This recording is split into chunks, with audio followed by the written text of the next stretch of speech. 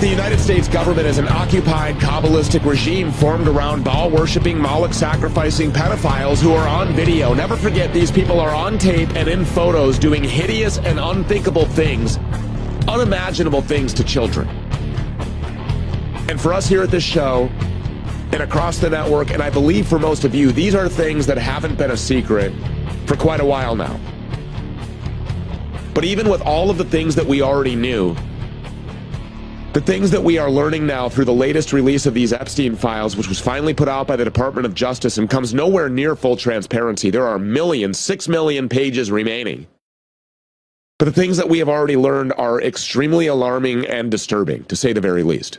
We've all seen the documents from the FBI that claim that teenage girls, sex slaves, their bodies are buried at Zorro Ranch in New Mexico, where Jeffrey Epstein and his pedophile buddies would hide out in the desert and traffic and rape little girls.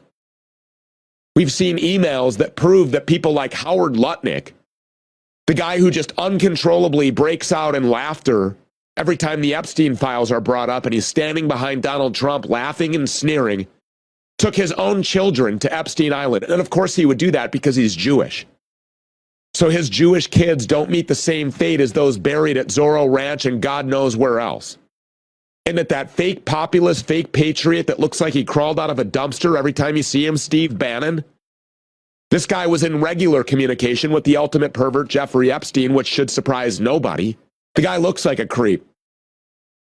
He looks like one of those stinky pedophiles that would lay down on some helpless little girl and smother her to death. And Bill Gates is all over these files, who, as we just talked about, had Epstein's help in plotting the... And that's not all we've learned, not even close. We've also come to know that Pizzagate was real the whole time. That's been confirmed.